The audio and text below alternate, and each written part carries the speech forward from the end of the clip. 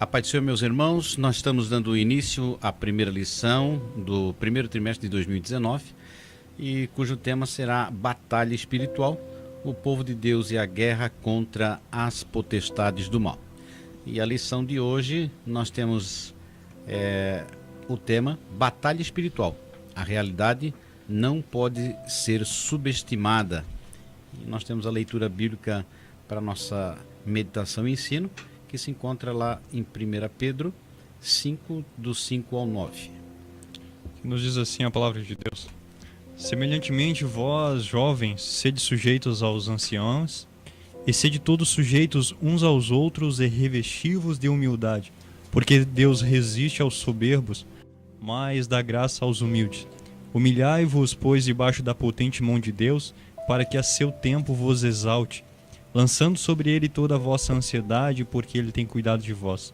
Sede sóbrios, vigiai, porque o diabo, o vosso adversário, anda em derredor, bramando como leão, buscando a quem possa tragar, ao qual resistir firmes na fé, sabendo que as mesmas aflições se cumprem entre os vossos irmãos no mundo. Que lição especial Deus prepara todas as coisas neste início de ano de 2019, falando sobre batalha espiritual, no momento em que a humanidade como um todo vive uma ocasião de buscar, saber e conhecer sobre espíritos, fala-se muito em demônios, inclusive com representações cinematográficas, né? Da pessoa, inclusive do nosso adversário, filmes a propósito, o nosso inimigo encaminhando as coisas para a volta de Cristo e para tomar quem de direito. No entanto, Deus nos adverte com essas riquíssimas lições nesse trimestre que damos início agora, a respeito das verdades contidas na Sagrada Escritura a respeito de uma realidade existente. Batalha espiritual é uma realidade que não pode ser subestimada, como nos diz o nosso comentarista. E ele inicia citando 1 João, capítulo 5, versículo 19, que diz a palavra de Deus que todo mundo está no maligno, ou jaz no maligno. Jaz aqui de jazer significa morrer ou permanecer ou estar deitado. O mundo inteiro, exceto aqueles que confiam no nosso Senhor e creram e aceitaram o Senhor Jesus Cristo como seu Salvador, estes estão vivos, enquanto os demais morrem ou estão mortos no maligno, como nos diz a palavra de Deus. E batalha espiritual aqui é a oposição, uma realidade, o nosso inimigo é real, existe, é um ser, e é uma oposição à batalha espiritual que nós, cristãos, fazemos contra este que é o nosso adversário, nosso inimigo. A oposição dos crentes denominamos então batalha espiritual. É algo real, é algo atual e que por muitas vezes passa desapercebido. Nós temos realmente um inimigo que a Bíblia vai colocar em Mateus, e Marcos também vai falar, Mateus 4, capítulo 1, versículo 11, ali a situação em que Jesus é tentado, é levado para a tentação e ali tem uma guerra espiritual. É algo que não é visível, mas percebe-se claramente a influência do mal procurando levar a humanidade sempre em oposição a Deus. E o bom da lição desse trimestre é que nós vamos aprender a diferenciar o que na verdade é a batalha espiritual e o que na verdade é apenas crendices, né? Algumas coisas são usadas apenas como crenças e maneiras para que a pessoa esteja, quem sabe, preso a um rito, a uma campanha ou coisas desse gênero. A batalha não pode ser subestimada, ela é existente, mas também eu não posso aproveitar dessa situação para deixar pessoas que se convertem a Cristo cativos de tal maneira a crerem, que alguns creem de tal maneira, que estão envolvidas numa batalha tão grande como Deus sempre numa luta do bem contra o mal e Deus sempre vencendo, não é nem aos 45 minutos do segundo tempo, Deus sempre vencendo na prorrogação. Então nós precisamos ter essa diferenciação. Existe uma batalha, A batalha é a oposição nossa contra o inimigo. A partir do momento que você levantou-se a sua mão, aceitou Jesus como Salvador, tornou-se participante do reino, você já está numa batalha, você já é oposição. E o interessante dessa lição, que vai fazer com que a gente tenha uma noção, ou vai nos trazer uma clareza maior a entendermos. Isso é crendice e isso de fato é batalha espiritual. E nós não podemos ficar indiferentes com relação a isso, a existência dessa batalha. Nós temos dois inimigos, nós vamos abordar durante as lições desse trimestre, que é o inimigo interno e o inimigo externo, que é Satanás e os seus anjos, né? Na lição de hoje vamos aprofundar falando sobre o movimento chamado também batalha espiritual, mas que prega algumas heresias, inverdades, e que nós vamos confirmar, refutar aqui nesta lição de hoje. Falando sobre maldição hereditária, sobre mapeamento espiritual, crentes endemoniados, e além de outras ideias falsas que existem, que nós podemos refutá-las a partir da leitura da Bíblia Sagrada. Agora, ainda sobre batalha espiritual, nós temos hoje uma ideia no nosso meio de que a igreja é apenas um hospital. Isso não é verdade. Nós estamos aqui como soldados, enquanto soldados estamos e devemos batalhar em prol do quê? Em prol do Evangelho de Cristo. O nosso inimigo, então, externo, é o diabo e os seus anjos. O nosso objetivo é defender, pregar o Evangelho.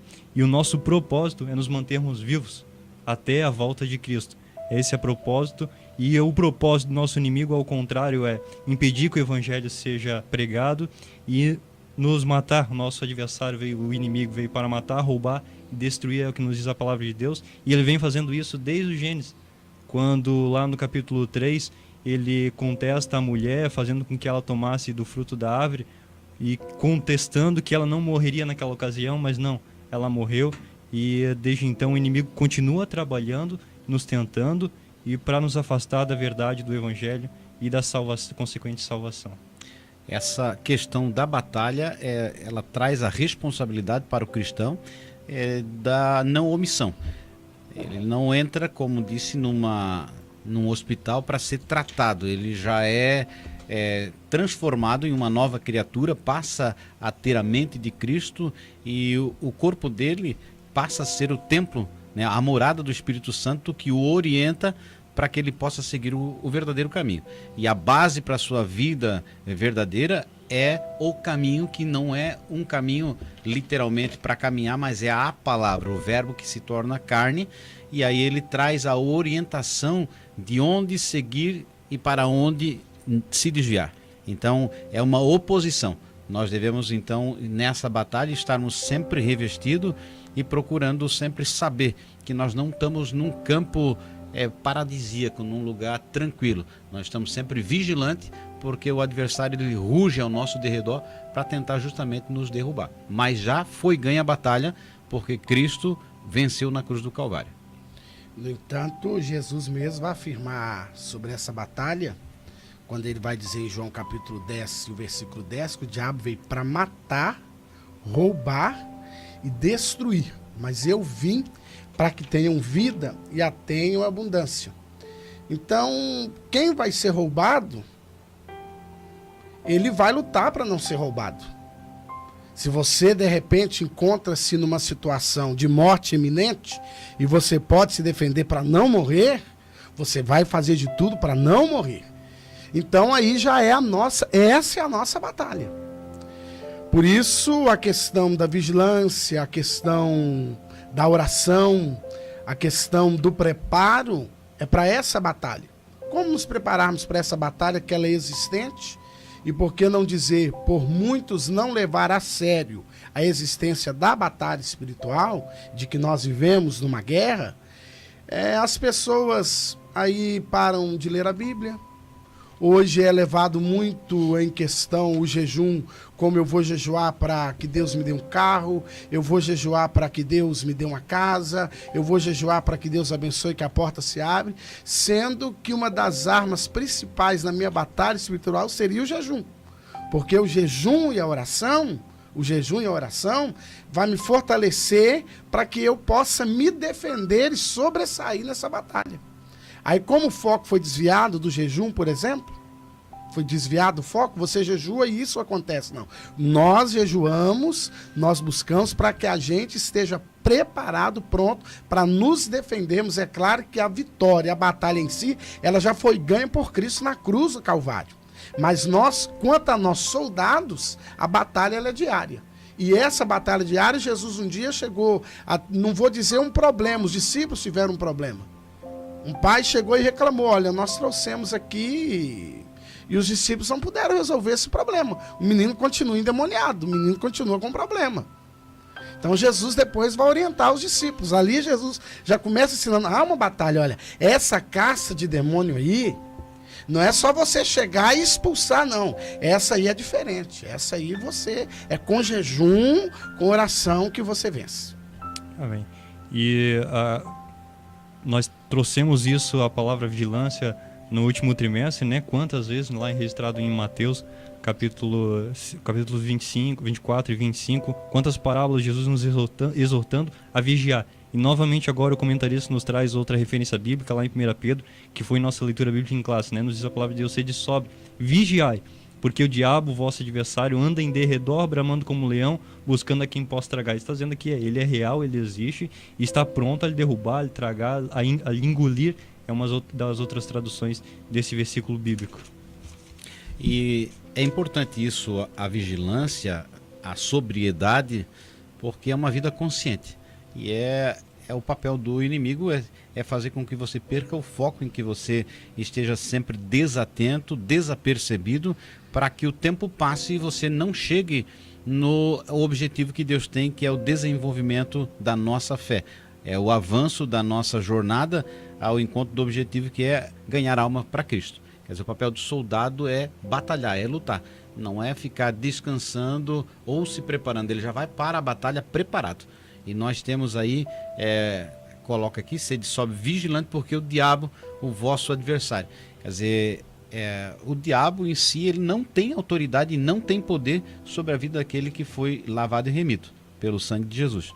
Tanto é que o diabo, na realidade, não é nem nome próprio, né? É colocado o diabo como acusador ou o caluniador. Satanás é como aquele que se opõe ou resiste. Então, adversário também é no mesmo papel. Então, o diabo, na realidade, não é nem nome próprio. Então, a questão nossa é estarmos com Cristo, porque com Cristo a batalha é ganha. Então, a realidade da batalha espiritual existe. Jesus deu prova disso enfrentando o próprio inimigo real lá no deserto.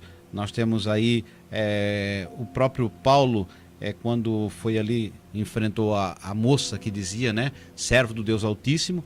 Pedro também enfrentou o Simão, aquele que era o adivinhador. Então são situações que nós vemos na Bíblia que realmente a batalha existe. Então, os três tópicos, o conceito da batalha espiritual é o que? O conflito entre o inimigo tentando nos derrubar e não chegarmos ao objetivo. Existe porque nós constantemente percebemos na sociedade aí as mortes, separações, guerras e tudo de mal que acontece devido à influência do próprio inimigo. Então nós devemos estar vigiando. São situações, a batalha espiritual são situações que para nós cristãos, nós observados, vamos perceber o quê? Situações desnecessárias que nos envolvemos, por falta da vigilância. Situações que o nosso adversário ele prepara com o intuito, além de impedir a minha caminhada, mas ele começa com intuitos pequenos, né? É um culto que eu perco hoje, é um dia a menos que eu leio a palavra, de repente um compromisso que eu tenho com a minha congregação e eu não cumpro. São situações que ele vai proporcionando, e ali ele começa a ir ganhando em algumas situações a batalha por eu não estar percebido. Por isso é muito importante eu entender, e a Bíblia, quando o apóstolo Pedro vai falar para a gente estar sóbrio, aquele que está sóbrio é uma das coisas da sobriedade, é alguém que é inteligente, é alguém que é sagaz, é alguém que está vendo lá na frente. Não, isso aqui não é algo muito normal, isso aqui não é comum. Há uma ação aqui, há uma ação. E nessa ação é que eu entendo que há uma interferência maligna ali, e daí por diante eu sei que eu estou envolvido numa batalha, minha vigilância, minha percepção. É claro que eu não posso dizer que tudo é o inimigo. Eu não posso também fazer as coisas de maneira que ele seja glorificado em tudo que acontece. Mas eu também não posso agir de maneira cética que as coisas são normais. Há situações que ele intervém, que ele propicia para eu cair, para eu pecar, para eu não conseguir chegar adiante. Então nós estamos envolvidos nessa batalha, mas sempre na certeza de que o Senhor está conosco, e por isso a Bíblia vai nos orientar a estarmos o quê? Revestidos, preparados, calçados, capacete, espada, fé e daí por diante. É um inimigo cooperando com o outro, nosso inimigo o inimigo externo cooperando com o inimigo externo para que nós venhamos a pecar.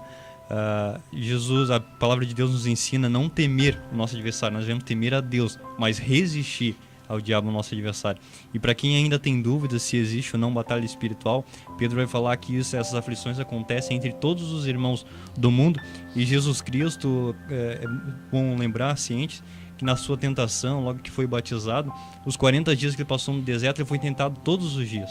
A tentação aconteceu todos os dias. Aí nós temos a lembrança das três principais ou as 3 últimas tentações, quando o diabo então se afasta por um tempo de Jesus, mas durante os 40 dias que ele permaneceu no deserto, ele foi tentado. Todo aquele tempo, então, a batalha espiritual existe, é certo, e nós vamos combater através da palavra de Deus na leitura desse trimestre.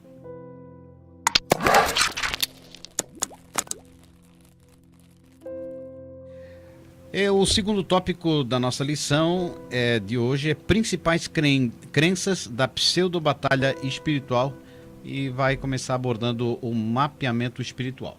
Então o comentarista traz aqui as ideias dessa pseudo-batalha espiritual, dessa crença em movimento, e uma delas diz respeito ao mapeamento espiritual, uma doutrina que consiste na crença de que Satanás ou seus anjos, ele coloca correligionários ou demônios em cada cidade e região para atuar naquela localidade.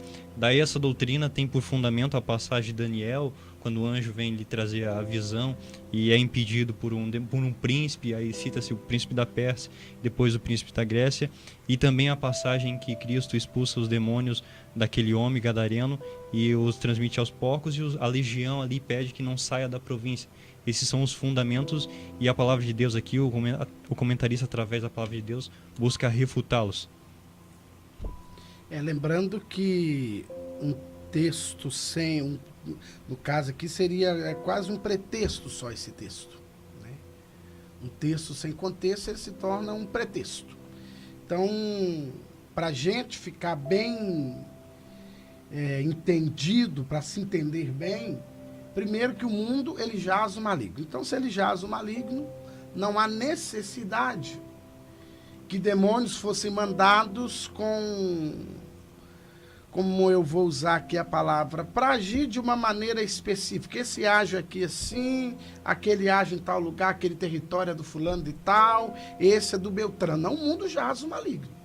A batalha existe, o mundo está envolvido nisso, né?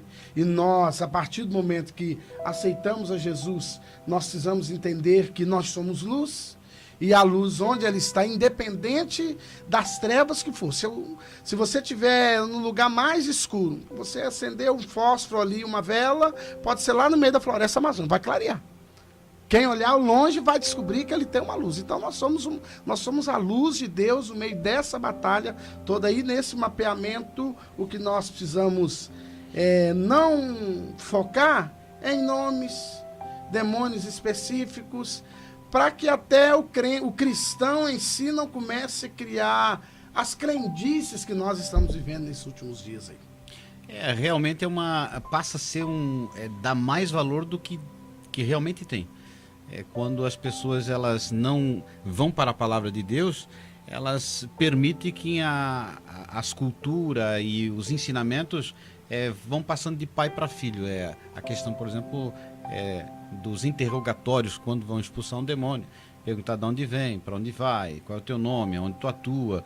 Quer dizer, biblicamente você não tem nenhuma base ou um apoio para isso. A única situação que nós encontramos é o gadareno, que não é dado nem nome, como nós vimos ali, fala em legião. Então não existe essa questão de pombagira, Exu Caveira.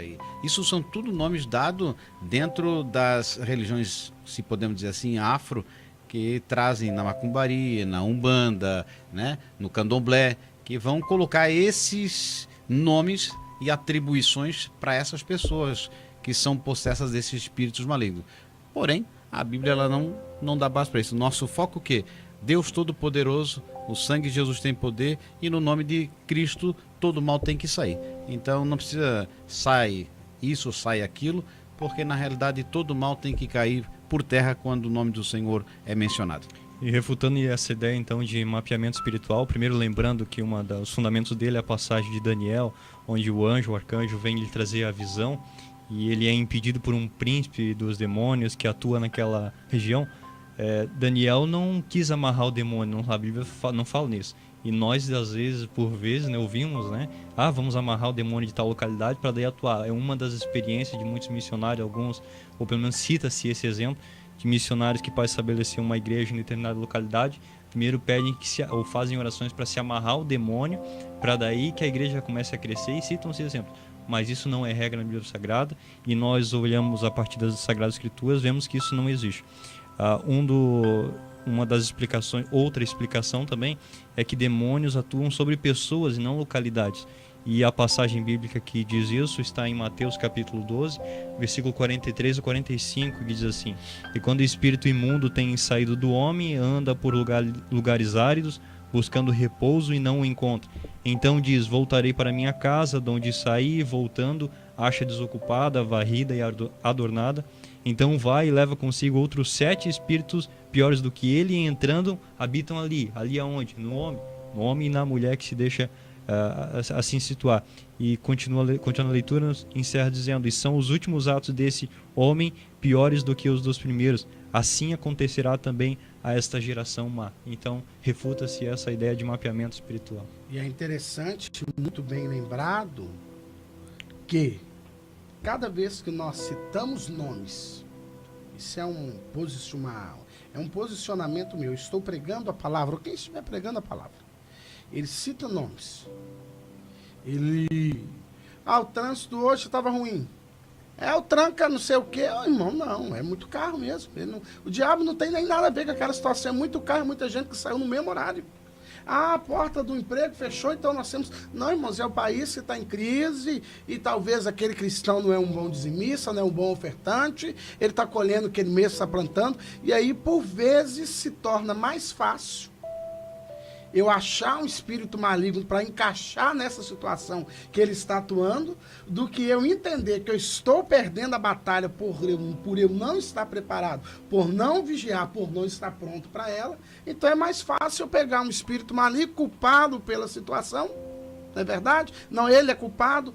Como que para eu abrir uma igreja, ou eu estabelecer o reino de Deus em onde ou em que lugar for, eu precisar fazer uma oração? Então seria um Jesus muito fraco, né? Seria um Jesus muito fraco, que esse meu Deus teria que fazer um acordo com aquele espírito. Agora vai iniciar-se um trabalho aqui, então você diminui a sua ação, porque eu cheguei. Não, irmãos, onde a igreja chega, onde o evangelho chega, o poder das trevas cai por terra. Nós vamos lembrar bem, quando o apóstolo Paulo chega, ele chega pregando o evangelho. Ele chega pregando o evangelho e não pede licença. Aquela menina anda dias atrás dele, por alguns dias, olha esses homens que estão. E aí, até um adendo que não tem nem muito a ver com a nossa lição, mas serve para nós, né? Muitos gostam de ser chamados de santos homens de Deus. Aqui está o pregador fulano, porque quando esse aqui ora, Deus faz, aquele ali coloca a mão, o demônio sai, o outro fulano de tal, quando ele ora, cura. Vamos aprender com o apóstolo Paulo. Quando ele viu os elogios, ele entendeu. Não, o Senhor não está nisso. O Senhor não está nisso. O poder do Espírito Santo, autoridade, Jesus, ele não divide, ele nos outorga, ele nos dá autoridade. A glória ele não divide. Quando Paulo estava sendo elogiado, é como se ele estivesse sendo ali glorificado, ele logo repreende e o nome do Senhor continua sendo pregado e a obra de Deus foi feita naquele lugar. Então, o mapeamento espiritual é uma brecha que o crente ou o cristão dá por não examinar a Escritura. Toda heresia ela tem a base pela falta de conhecimento da verdade. Toda distorção bíblica é por não ter entendimento do que está escrito. E é óbvio que eu não preciso entrar numa casa, comprei uma casa e vou fazer aí oração de quarto em quarto para que, né, se purifique o ambiente, porque ali morreu alguém ou porque ali teve alguma coisa. Não, porque o Espírito, como disse o Jadson, não habita em lugares inanimados, né? Ele procura sempre um ser vivo. Então eu não preciso orar pelo meu carro que eu comprei zero para que os espíritos malignos não façam eu bater com o carro. Não, eu já sou morada de Deus. Então, se algo acontecer, provavelmente mais é por imprudência do que pela operação do mal. O mal existe? Sim, mas muitas das coisas são mais superstições do que realmente a operação do mal. Agora, nós temos que examinar a Escritura e aprender. Então você que está ouvindo aí, o professor, o aluno, saiba que isso não tem base bíblica. E o importante é examine, estude, leia, ouça mais e viva a palavra.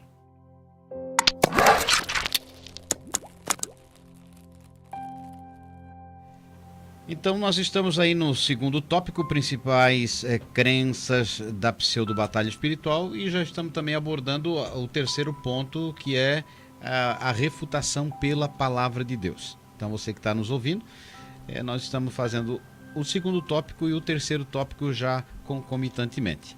Falamos sobre o mapeamento espiritual e agora nós estamos na maldição hereditária.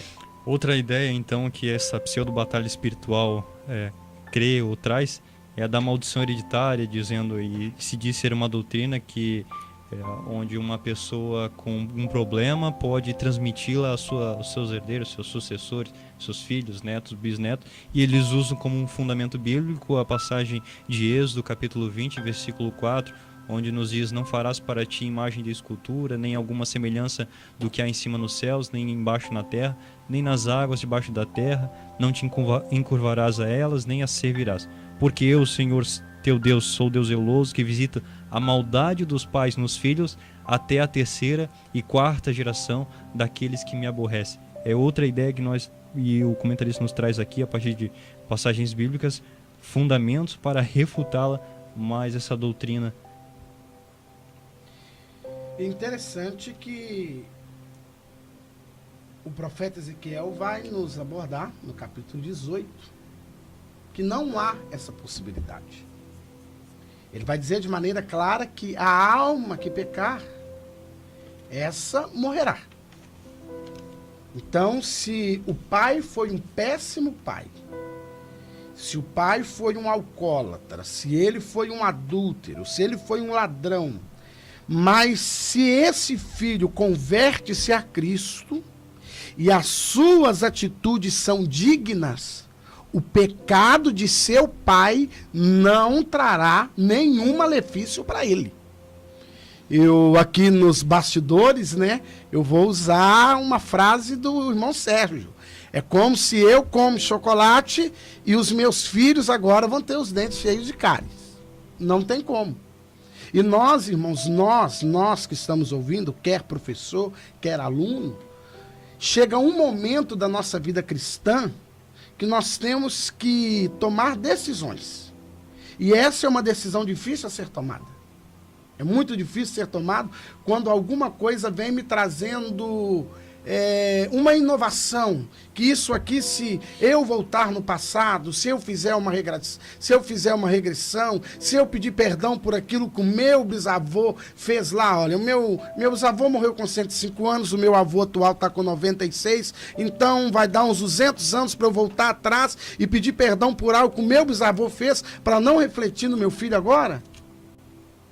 Chega um momento que eu tenho que tomar uma decisão. Não, a Bíblia não concorda, o Evangelho não é assim, Jesus não é assim, ele já levou sobre si, houve já o perdão, eu levantei a mão, aceitei Jesus, meu avô fez, meu bisavô fez, meu tataravô fez, não se converteu, vão se prestar conta, se for o caso, e eu que estou servindo ao Senhor, isso sobre mim não virá esse tipo de maldição. E eu preciso tomar isso, irmãos, como uma regra de fé. Para que eu possa refutar, eu só posso refutar aquilo que eu consigo crer.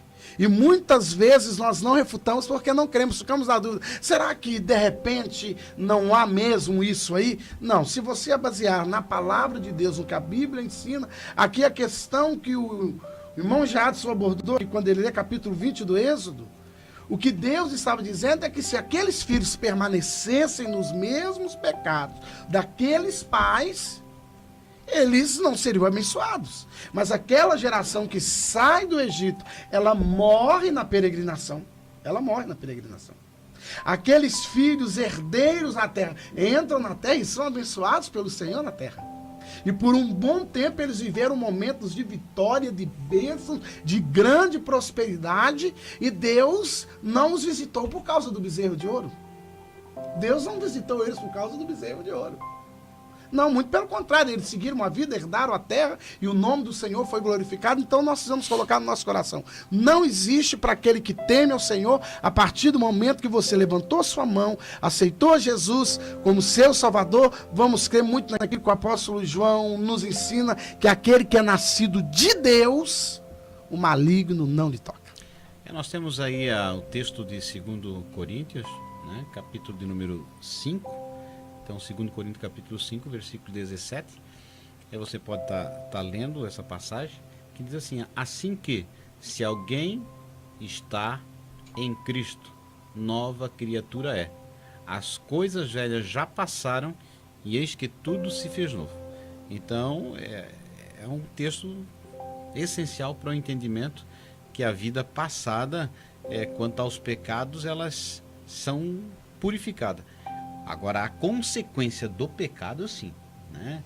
Então, há consequências do pecado que são manifestas, como se você tem uma atitude no dia de hoje errada, maligna, no sentido de ter maldade, e você vai lá num determinado comércio e não paga. Quer dizer, você brigou com um indivíduo e falou mal dele publicamente e ofendeu aquela pessoa. Você conscientemente tem que pedir perdão primeiro para o teu próximo, pagar a sua dívida, para que você não fique amarrado com aquilo dali.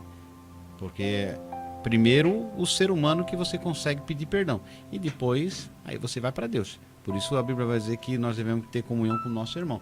Então essa questão, o pecado, ele traz essas maldades. A maldição não é o fato do passado dos nossos pais, mas é o próprio passado nosso. É como minha esposa, por exemplo, se tivesse aí, por infelicidade, fosse fumante. A probabilidade da criança nascer com problemas é muito grande. E isso é uma consequência do mal dos pais, geneticamente falando. Então, a consequência do pecado, sim.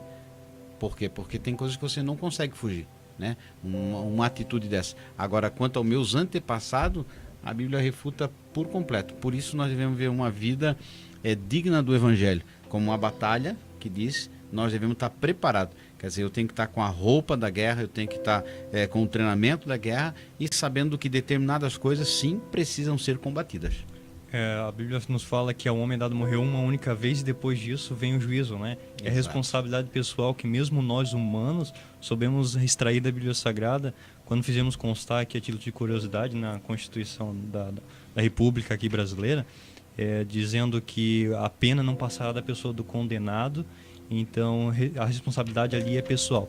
Quando eles dizem que e tomam por base Êxodo 20, como o Sérgio já explicou, dizendo que Deus visita a maldade dos pais nos filhos até a terceira e quarta geração, é bom lembrar que terceira e quarta gerações normalmente estão ainda no convívio familiar, estão dentro de casa. A terceira e a quarta geração, os filhos, netos, ainda estão ali no nosso meio. E Deus visita porque vê que a maldade que os pais praticam, a idolatria, por exemplo, ainda acontece mesmo naquelas gerações. Mas o versículo seguinte refuta mesmo esse fundamento, porque ele diz que Deus faz misericórdia em milhares, ou seja, até 1000 gerações Deus faz misericórdia aos que o amam e guardam os seus mandamentos. Os pais do rei Josias foi um rei mau. Trouxe a idolatria, implantou a idolatria. Josias, quando assume o reino, se a questão era maldição, que é o que é pregado por alguns, Josias, quando assume o reino, a primeira decisão: vamos banir os altares a Baal, vamos restituir o culto ao Senhor nosso Deus, e a palavra de Deus vai nos mostrar que Deus teve misericórdia do povo. Deus teve misericórdia do povo. Se Deus, ao mandar Jonas profetizar contra Nínive, uma nação não crente, uma nação ímpia, mas quando aquela nação com seu rei se arrepende, a Bíblia diz que Deus voltou atrás no mal que ele ia fazer.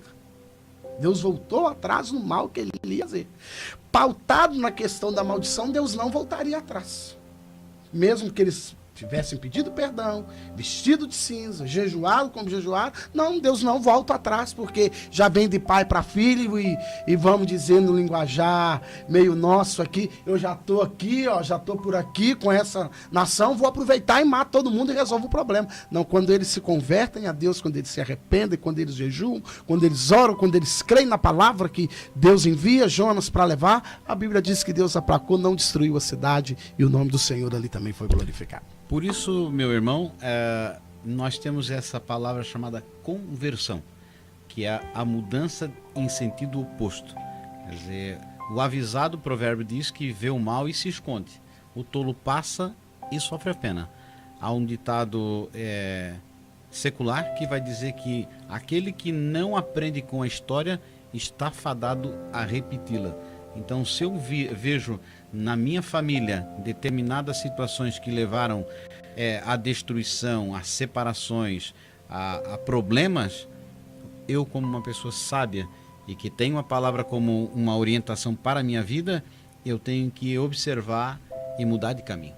A grande dificuldade nossa é não observarmos o que ocorre ao nosso lado. E às vezes até o principal, não darmos ouvido à palavra de Deus, que nos aconselha sempre.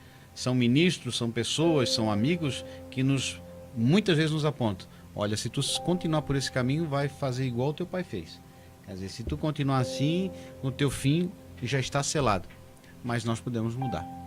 Essa é a bênção de Deus, né, que nos amou e diz que ainda estando nós nos nossos pecados, nas nossas maldades, nos visitou e nos deu uma rica oportunidade de podermos termos uma nova vida. Então, se você tem algum problema na sua família lá do passado, né? Problemas de alcoolismo, problema de separações, problema de suicídio, não creia que isso é um espírito familiar, que isso permanece na tua casa.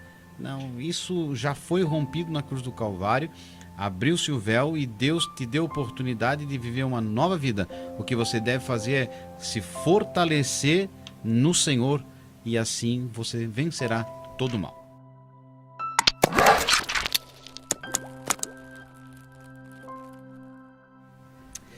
Estamos indo para o terceiro ponto, né? Que vai falar agora sobre os crentes endemoninhados.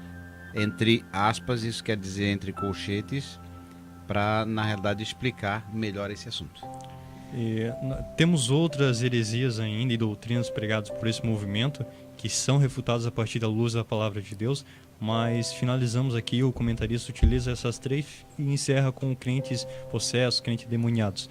E citam esses supostos doutrinadores, essa pseudo-doutrina de batalha espiritual, o exemplo de Saul, Judas Iscariotes, Ananias e Safira, para dizer que crentes podem ser possessos.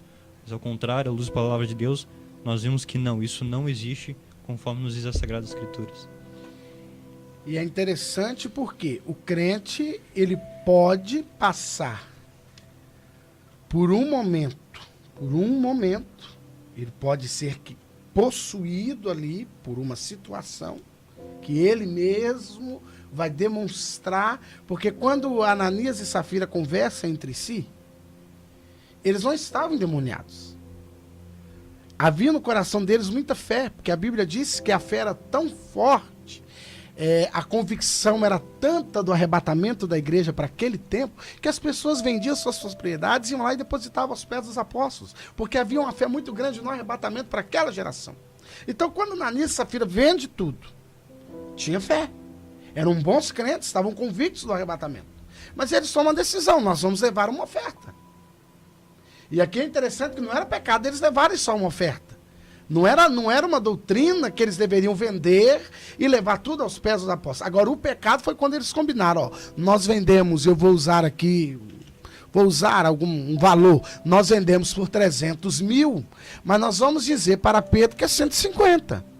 E vamos guardar para nós 150, porque se de repente esse movimento aí não der certo, nós temos 150 de reserva. Aí, o adversário aproveita a situação e eles são possuídos, e eles naquele momento o que eles fazem? Eles mentem ao Espírito Santo. Porque quando Ananias chega lá para entregar a oferta, ele não precisava em momento nenhum, irmão Sérgio, dizer o valor, por quanto vendeu, porque não foi perguntado quanto que você vendeu. Ele chegou lá e falou por quanto ele vendeu. Quando Safira chega, ela não precisava falar nada. Ela não precisava dizer nada. Mas havia ali um combinado que eles quiseram levar adiante e o inimigo aproveitou da situação. Alguém fala Judas, a Bíblia vai falar Judas, o filho do diabo. Mas se depois que eles pegam as 30 moedas de pratas, se Judas traiu Jesus por 30 moedas, Pedro nega Jesus de graça. Pedro não recebe nada, e Pedro vai um pouco, porque Judas não falou que não conhecia, que não sabia quem ele era, e Pedro fala, não conheço, não sei quem é, ainda fica nervoso. Ele fica nervoso, muito revoltado. Ele quis se esquivar, não conheço, nunca vi, não ouvi falar. Se Judas se arrependesse, como Pedro arrependeu, ele seria perdoado. O diabo aproveitou o quê? Uma situação, porque a Bíblia vai dizer que quando aquela mulher vai aos pés de Jesus, ungir os pés de Jesus, e ali derrama o perfume, ele fala, Senhor, seria melhor. Ali o inimigo viu, esse cara aí, eu tenho uma chance com ele. Começou a trabalhar. Seria melhor que nós vendêssemos dessa pobre. Uma outra situação, a Bíblia vai falar que ele, naquele mesmo texto, a Bíblia vai falar que ele preocupou muito, porque o que ele fazia? Ele metia a mão na bolsa. Lá ele já tirava alguma coisa. Então não é que ele estava endemoniado em si. A situação foi criando até que culminou na traição e culminou-se no suicídio. Então nós temos que diferenciar que o crente, infelizmente, se não houver da parte do cristão vigilância, o nosso adversário vai aproveitar a brecha, vai entrar e eu vou ser possuído. Aí, de repente, o inimigo está só me observando. E ele vê sempre os meus olhares. Eu não posso passar com o meu carro por uma mulher bonita. Eu, de repente, viro o pescoço quase que bato o carro, quase atropelo alguém. Ele vai observando e ele vê, opa, eu não estou endemoniado ainda. Mas ele vai observando e nas suas observações, porque a Bíblia diz que ele é astuto, ele é sagaz, ele tem estratégia, ele tem tempo, aí vai chegar o momento dele usar a minha fraqueza que eu mesmo mostrei para ele. Santinho ele não é, de maneira nenhuma, não entenda isso. Mas ele sempre vai usar da oportunidade que eu mesmo proporciono. Observando que existe na lei da física que dois corpos não ocupam o mesmo espaço. Isso eu creio que nós resumimos claramente para você entender. Eu estou ocupando esse lugar da cadeira, não tem como ser ocupado por outra pessoa. Então, o que ocorre a Bíblia vai dizer que nós devemos sermos cheios do Espírito Santo de Deus, né? Diz, não vos embriagueis com vinho em que há contenda, mas enchei-vos do Espírito, para que não haja esse mal. Então, toda vez que eu me esvazio de Deus, ou eu deixo de me alimentar daquilo que fortalece a minha alma, eu estou abrindo brechas para que possa ser ocupado por alguma coisa a mais. Então a questão toda está mais na ausência de Deus na minha vida do que na presença do mal como uma força que pode me derrubar. Na realidade, não existe derrota e não existe queda aonde há a presença de Deus. É bem entendido que justamente a presença de Deus, ela diz respeito ao que eu valorizo. Para além daquelas ideias de quem me ouvir aqui vai entender, da dicotomia, tricotomia, ser o homem, corpo, alma e espírito, ou corpo, alma e espírito, ou sendo duas coisas só, o que essa doutrina aqui prega é que o homem ele seria espírito, corpo e alma, mas o Espírito Santo ocuparia o espírito da pessoa, enquanto os demônios ocupariam o corpo e a alma. Eles pregam dessa forma. Está errado à luz da palavra de Deus. Para quem crê assim, entende que o homem é corpo, alma e espírito. E quando a pessoa é salva, recebe a salvação, o Espírito Santo passa a habitar. Depois nós temos o batismo, que daí é o revestimento, mas quando ela aceita Cristo, o Espírito Santo habita naquela pessoa. Aí a volta àquela leitura que fiz em Mateus capítulo 12, lembrando do espírito imundo que ocupava uma pessoa, um homem, e depois que ele saiu, o espírito saiu, voltou, viu a casa adornada e trouxe outros 7 piores do que ele. Aí vem aquela mensagem do Apocalipse que vai dizer quando o anjo, né, recebe a mensagem, diz: eis que estou à porta e bato. Ali já mostra a realidade daquela igreja. Não é uma mensagem evangelística para abrir o coração e Jesus entrar. Não, na realidade Jesus já tinha sido expulso daquela casa. Então é um apelo para dizer assim, ó, se arrependam, se convertam, porque na minha ausência a casa não fica vazia. Então você tem que colocar na sua cabeça que quando você não se alimenta daquilo que é de Deus, está sendo alimentado por outra coisa mais. Quando você não dá ouvido à palavra de Deus, você está dando ouvido a outras coisas. E aí é aquela questão. O diabo, como ele não é onisciente, ele não sabe o que você pensa. Mas você diz o que você quer, né?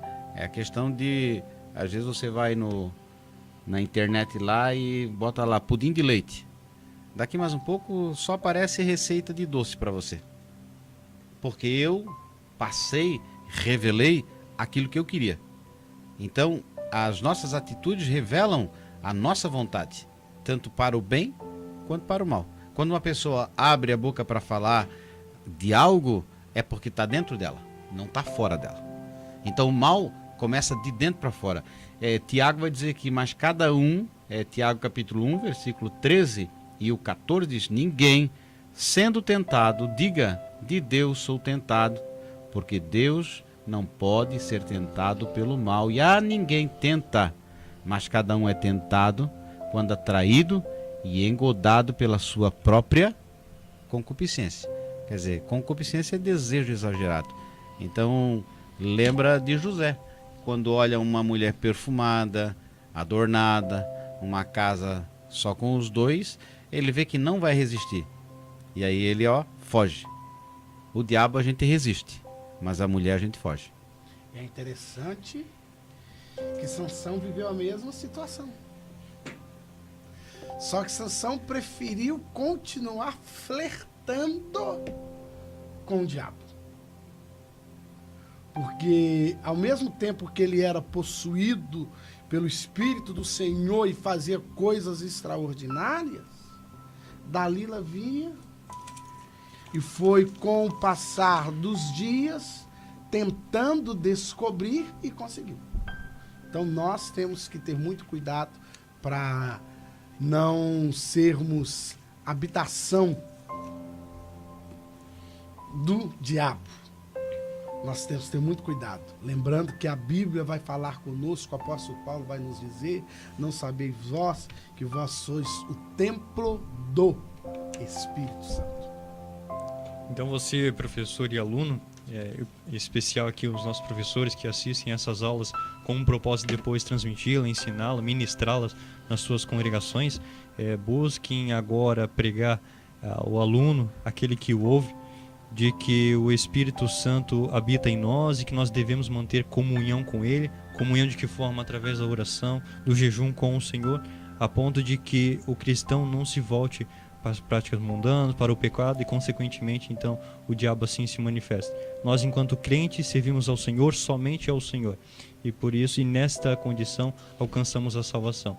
Nós estudamos aqui essa lição de número 1, falando sobre a batalha espiritual, e adentramos nessas heresias pregadas por este movimento chamado de pseudo-batalha espiritual. Mas elas não se encerram apenas nestas aqui que mencionamos. Existem muitas outras ideias que devem ser refutadas à luz da palavra de Deus, desde que nós nos atentamos para ela. Acesse também o nosso blog, lá existem materiais disponíveis para seu elevamento espiritual, crescimento intelectual, a fim de transmitir a palavra de Deus, e que está na descrição do vídeo mais embaixo. Deus o abençoe. Nós então assim encerramos essa lição e convidamos você para participar da próxima lição aí para a próxima semana. Fique